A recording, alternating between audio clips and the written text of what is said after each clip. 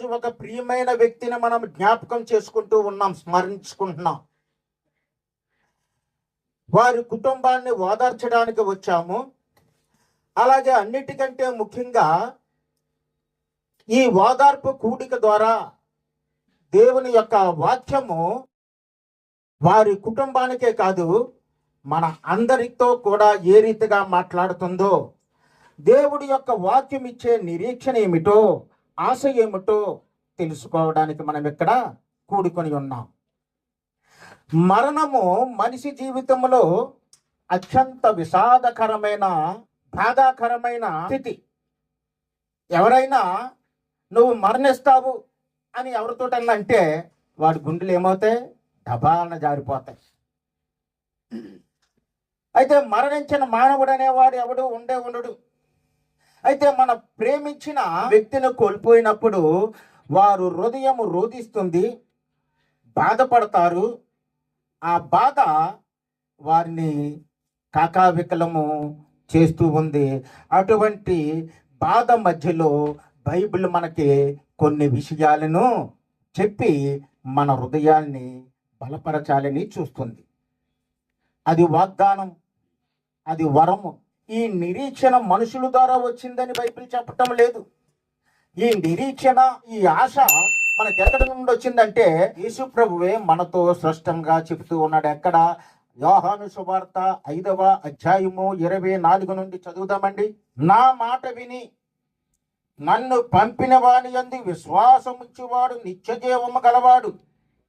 వాడు తీర్పులోనికి రాక మరణములో నుండి జీవములోనికి దాటి ఉన్నాడని మీతో నిశ్చయముగా చెప్పుచున్నాను.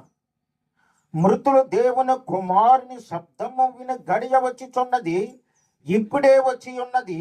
దానిని వినువారు జీవింతురని మీతో నిశ్చయముగా చెప్పుచున్నాను. తండ్రి ఎలాగ తనంతట తానే జీవము గలవాడై ఉన్నాడో, అలాగే కుమారుడును తనంతట తానే జీవము గలవాడై ఉండుటకు కుమారుడు అధికారము అనుగ్రహించను. మరియు ఆయన మనుష్య కుమారుడు గనుక తీర్పు తీర్చుటకు అధికారము అనుగ్రహించను. దీనికి ఆశ్చర్యపోకుడి, ఒక కాలము వచ్చుచున్నది, ఆ కాలమున సమాధులలో ఉన్న వారు అందరూ ఆయన శబ్దము విని మేలు చేసిన వారు జీవ పునరుద్ధానమునకును, కీడు చేసిన వారు తీర్పు పునరుద్ధానమునకును బయలు వచ్చెదరు. దేవునికి స్తోత్రము కలుగును గాక. ఎంత నిరీక్షణతో కూడిన వాక్య భాగమో చూడండి. ఇక్కడ ఒకటి ఏంటి? క్రీస్తుని విశ్వసించిన వారికి నిత్య జీవం ఉంది. మొదటిది ఏంటండి? క్రీస్తుని విశ్వసించిన వారికి నిత్య జీవము.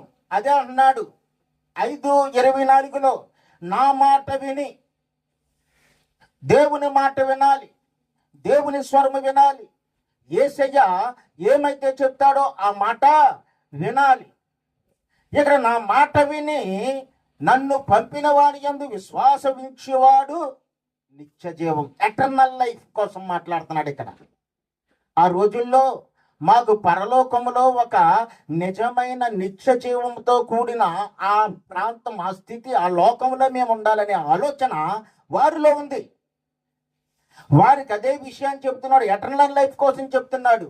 మనుషులు ఏమనుకుంటారంటే నిత్య జీవం పొందాలంటే, మోక్షం పొందాలంటే కొన్ని మానవ సంబంధమైన పనులు చేస్తే మేము మోక్షానికి వెళ్తాము అనుకుంటారు.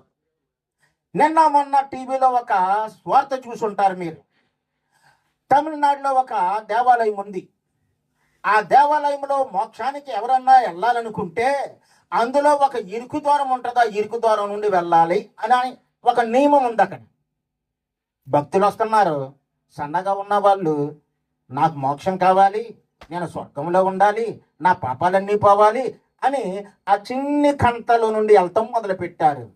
కానీ కొంచెం ఒళ్ళున్న ఒక వ్యక్తి మన ఆంధ్రప్రదేశ్ నుండి వెళ్ళి ఆ కన్నములోకి దూరి బయటికి రాలేక, లోపలికి వెళ్ళాక, వెనక్కి పోలేక, ముందుకు రానాక, ఊపిరాడక చనిపోవటం జరిగింది. అతను మోక్షాన్ని పొందాడా అంటే మోక్షాన్నే పొందలేదు, మరణమును పొందాడు. నా మాట విని, ప్రభువు మాట వింటే మానవ సంబంధమైనవి చెయ్యు. కొందరు గుడులు, గోపురాలు, దాన ధర్మాలు చేస్తే మాకు మోక్షం వచ్చేస్తుంది, మేము పరలోకములో ఉంటాము అనుకుంటారు. ప్రభువు మాట వినాలి. ప్రభువు ఏమని చెప్తున్నాడు? మానవులు పాపమునకు పశ్చాత్తాపపడాలి. మానవులు ఏం చేయాలండి? నేను పాపనని గ్రహించాలి. ప్రతి మానవుడిలో కూడా జన్మ పాపము, కర్మ పాపము, నైజ పాపము ఉన్నాయి. నేను పాపము లేదంటే ఎవరికి ఆ అర్హత, ఆ మాట అనే అర్హత లేనే లేదు. ప్రతివాడు పాపే. అందుకే రోమిలికి రాసిన పత్రికలో అంటాడు కదా, పాపం వలన వచ్చి జీతము మరణము. అటువంటి మరణము నుండి జీవములోనికి రావాలంటే ఏం చేయాలి? ప్రభువు యొక్క సువార్త వినాలి. మరి ఈ విక్టోరియా గారు సేవకుడు మాటలు విన్నారు, సంగమునకు వెళ్ళారు. నాకు ఈ లోకపు దరిద్రం వద్దు, నేను నిత్య జీవములో అనుకున్నారు. ప్రభువు మాట విని ఆమె బాప్తిస్మము పొందారు. ఇప్పుడు ఆమె ఏం పొందారండి? బాప్తిస్మంతో పాటు నిత్య జీవము కూడా పొందారు. ఉందని గ్రహించింది ఆవిడ, పాపాన్ని వదిలించుకుంది. తర్వాత ఆమె పశ్చాత్తాపపడింది. అపోస్తుల కార్యాల్లో పేతురు ప్రసంగం విని పశ్చాత్తాపడిన వారు అంటున్నారు కదా, మేమేం చేయాలి? ఆయన అంటాడు, మీరు మారు మనసు పొందండి, పశ్చాత్తాపపడండి, ప్రభు దగ్గరికి రండి. ఆమె వచ్చింది, విక్టోరియా గారు ప్రభువు దగ్గరికి వచ్చింది, యేసు ప్రభువుని విశ్వసించింది. యోహాను సువార్తలో 3వ అధ్యాయం 16వ వచనంలో లోకమంతటికి ఇచ్చిన సువార్త పిలుపు ఆమె హృదయాన్ని కదిలించింది. దేవుడు లోకమును ఎంతో ప్రేమించిన కాగా తన అద్వితీయ కుమారునిగా పుట్టిన వారి యందు విశ్వాసముంచి ప్రతివాడును నిత్య జీవము పొందినట్లు ఆయనను అనుగ్రహించిన ప్రభువే వచ్చి వాళ్ళకి చెబుతున్నాడు. ఈ రోజు ప్రభువు వాక్యము ద్వారా మాట్లాడుతున్నారు. ఈ ఊళ్ళో చాలా మంది దేవుని పిల్లలు, దేవుని కుటుంబంలో ఉన్నవారు ఉన్నారు, కానీ వారు ఈ లోకపు బురదలో కూరుకుపోయారు. ఈ విక్టోరియా గారు ఎలాగైతే ఆమె పాపమును ఒప్పుకొని పాపమును త్యజించి దేవుడి దగ్గరికి వచ్చిందో, మనము కూడా ఒకానొక దినాన్న నరకములోకి పోకుండా నిత్య జీవములో ఉండాలంటే పాపమును ఒప్పుకొని ప్రభువుని అంగీకరించాలి. అంగీకరించిన వారు ఎవరన్నా ఉంటే ఇది సువార్త పిలుపు. ఇక రెండవది ఏమిటంటే ఈ వాక్యములో ఉన్నది, మృతులు దేవుని కుమారుని స్వరము విందురు. ఇక్కడ మృతులనే మాట ఉందండి. మృతులు యోహాను సువార్త 5:25 ఉంటుంది. మృతులంటే చనిపోయిన వారు మనకు తెలుసు. మృతులు 3 రకాలైన మృతులు ఉన్నారని బైబిల్ చెబుతుంది. ఒకటేటి స్పిరిచువల్ డెత్, ఆత్మీయముగా చచ్చిపోయిన వారు. మనందరము బ్రతికే ఉన్నాం, చాలా మంది బ్రతికే ఉన్నాం. బ్రతిక ఉన్న వారిని బైబిల్ ఏమంటుందంటే, ఓయ్ నువ్వు ఆత్మీయంగా చచ్చిపోయి ఉన్నావు. ఎఫెసీయులకు రాసిన పత్రిక 2వ అధ్యాయం 1వ వచనంలో, మీ పాపముల చేతను అపరాధముల చేతను మీరు చచ్చిన వారై ఉండగా. మనం దేంతో చచ్చిపోయామండి? అపరాధముల చేత చచ్చాం, పాపముల చేత చచ్చాం, దినదినము చస్తున్నాం. అయితే మరి విక్టోరియా గారు ఆమె ప్రభువు దగ్గరికి వచ్చి, ప్రభువా చచ్చిన దానినైనా నన్ను నీ జీవముతో బ్రతికించవా, క్రీస్తులో బ్రతికించబడిన అక్కడ ఉంటుంది మరలా. ఇక రెండవ రకం చచ్చిన వారు ఎవరు? ఫిజికల్ డెత్, శారీరకముగా చచ్చిపోయిన వారు. 7 రోజుల క్రితము మన మధ్య ఉన్నారు విక్టోరియా గారు, ఆమె చనిపోయారు. అలాగే యోహాను సువార్త 11వ అధ్యాయంలో 11 నుండి 14 వచనాల మధ్యలో లాజరు అనే ఒక యువకుడు ఉన్నాడు. అతను బేతనీయలో ఉన్నాడు, అతను చనిపోయాడు. శారీరకంగా చనిపోయిన వారు ఉన్నారు. మొదటగా ఆత్మీయంగా చచ్చిపోయిన వాళ్ళు ఉన్నారు, స్పిరిచువల్ డెత్స్. రెండవదిగా శారీరకంగా చనిపోయిన ఉన్నారు, వారు ఫిజికల్ డెత్. మూడవదిగా ఎటర్నల్లీ డెడ్, నిత్యత్వాన్ని పోగొట్టుకొని నరకమునకు పోయి అక్కడ చచ్చే వాళ్ళని అర్థం. ఎటర్నల్లీ డెడ్, నిత్యత్వపు మృతులు.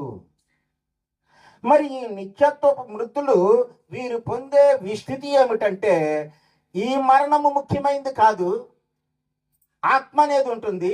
ఆ ఆత్మ యుగయుగాలు యుగయుగాలు నిత్యము నరకములో కాలుతూ ఉంటుందో యువకుడారా, మీరు పాపములో ఉండి మీరు చచ్చిపోతే మీ యొక్క ఆత్మ యుగయుగాలు యుగయుగాలు నిత్యత్వములో కాలుతూ ఉంటుంది. ఆ బాధ వర్ణనాతీతం. ప్రభు అంటున్నాడు, మృతులు నా మాట వినే సమయము వచ్చి ఉన్నది. మీరు ఈ మాట వింటే ఇప్పుడే నేను మృతుడిగా ఉండకూడదు, ఆత్మీయంగా బతికించబడాలి అనే ఆలోచన, ఆ స్పృహ మీకు వస్తుంది. మరి ప్రభు నిద్రించిన ఈ ప్రియురాల కోసం చెప్తున్నాడు, ఈమె కోసం. ఆమె ఇప్పుడు ఆ ఆత్మీయంగా మృతి చెందినది కాదు, నాలో జీవించింది కాబట్టి చనిపోయిన పిదప నా దగ్గర పరదేశులో కుటుంబము ఆదరించబడాలి. దీన్ని బట్టి కుటుంబం ఏం చేయాలి? ఆదరించబడాలి. ఇక మూడవది విషయం ఏమిటంటే, సమాధులు తెరవబడిన, ఇదే వాక్యములో ఉంటుంది. సమాధులు తెరవబడతాయటండి. అయ్యా, ఎక్కడ తెరవబడతాయండి సమాధులు? ఎక్కడ తెరవబడతాయి? యోహాను సువార్త 5వ అధ్యాయము 28వ వచనములో యేసు ప్రభు అంటున్నారు, దీనికి మీరు ఆశ్చర్యపడకుడి. మనము కూడా ఆశ్చర్యపడక్కర్లొద్దు. క్రైస్తవుడికి ఒక నిరీక్షణ అనేది ఉంది. సమాధులు తెరవబడతాయి. చాలా మంది అంటూ ఉంటుంటారు, ఒక కాలము వచ్చుచున్నది, ఆయన శబ్దము విని ఇక్కడ ఆయన శబ్దము విని సమాధులలో వారు బయటికి వస్తారట. ఇక్కడ ఈ బైబిల్లో రాయబడిన ఈ సమాధులు అనే మాట గ్రీకు తర్జుమాలో మినిమేయోన్ అనే మాటతో సంబంధము కలిగి ఉంది. మినిమేయోన్ అనే మాటకు అర్థం ఏమిటంటే, కట్టబడిన సమాధులు కాదు. మన వాళ్ళు ఏం చేస్తారంటే, ఇంట్లో సరిగా అన్నం పెట్టలేం కానీ మనము మన తల్లికి తండ్రులకి సమాధుల్ని మాత్రం చాలా అందంగా అలంకరించుకుంటాం, అద్భుతంగా కట్టేసుకుంటాం. అబ్బా, నేను పాలరాయితో కట్టాను, నేను మజాక్తో కట్టాను, నేను చక్కగా కట్టాను అని చెప్పి గొప్పలు చెప్పుకుంటాను. ఈ సమాధులు కాదు. దేవుడు ఎక్కడ మాట్లాడుతున్న ఈ సమాధుల కోసం కాదు. ఆయన సార్వత్రికంగా చనిపోయిన వారి యొక్క మరణకరమైన స్థితిని కోసం.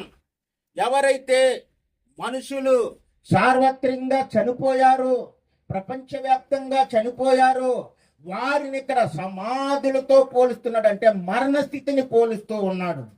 ఈ మరణించిన వారిని అందరినీ సూచించే పదమే ఈ గ్రీకు పదము మినిమేయోన్.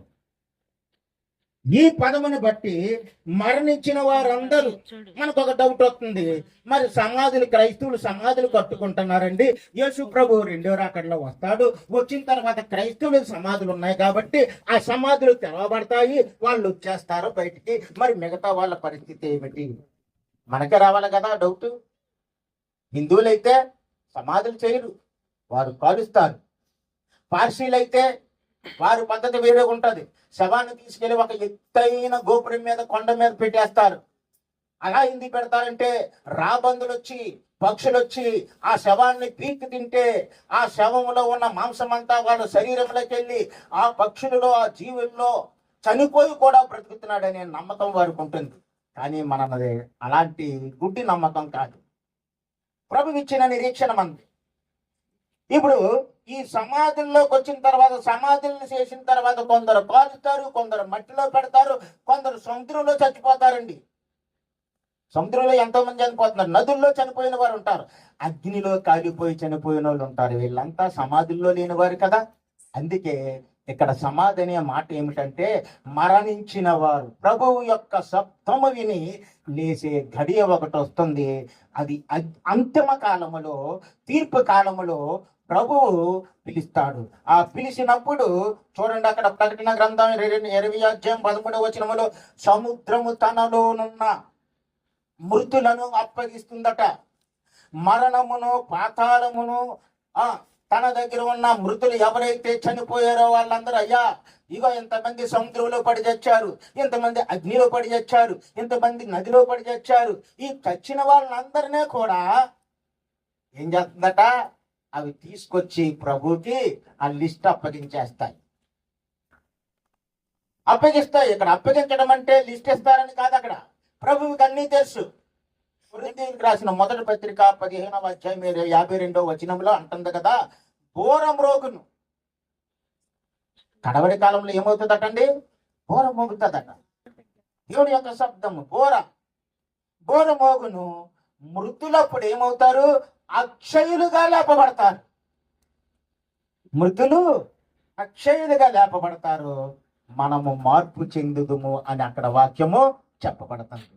ఆ సమయంలో మరి సత్యప్రశాంత గారి తల్లి అక్షయుడిగా పైకి లేవబడతారు. ఈ కుటుంబము ఈ వాక్యము ద్వారా, ఈ ఆదరణ మాటల ద్వారా మరి సత్యప్రశాంత గాని వారి బంధువులు గాని చక్కగా వారిని ధైర్యపరుచుకోవాలి. మరొకసారి నేను సత్యవతి కోసం చెప్పాలనుకుంటున్నాను. నిజముగా ఆవిడికి కూతురు ఎవరైనా ఉందంటే సత్యవతి. ఆమె చేసిన పరిచర్య అంతా ఇంత కాదు. బట్టలు ఉతకటం దగ్గర నుండి అక్కడ ఉన్న ఆ స్మెల్ని మనమే భరించలేం. ఎంత దారుణమైన ఆ పరిస్థితిని అంతటినే కూడా భరించింది. కారణం ఏంటంటే ఆమెలో ప్రవహించే రక్తము, విక్టోరియాలో ప్రవహించే రక్తము ఒకరినొకరు ఆ ప్రేమ బంధాలను కలిపింది. మరి సత్యవతికి కూడా మరి ఈ సభాముఖంగా నేను శుభాశీస్సులు దేవుడిని కలిగించిన గాక అని ఆశీర్వదిస్తున్నాను. అలాగే కుటుంబాన్ని ఓదారుస్తూ ఉన్నాను. ఈ మాటల ద్వారా మీరు ఆదరించబడతారని నమ్ముతూ మరి చిన్న వాక్యాన్ని విన్న మీ అందరికీ ధన్యవాదాలు తెలియజేసుకుంటూ ముగించుకుంటున్నాను. Thank you.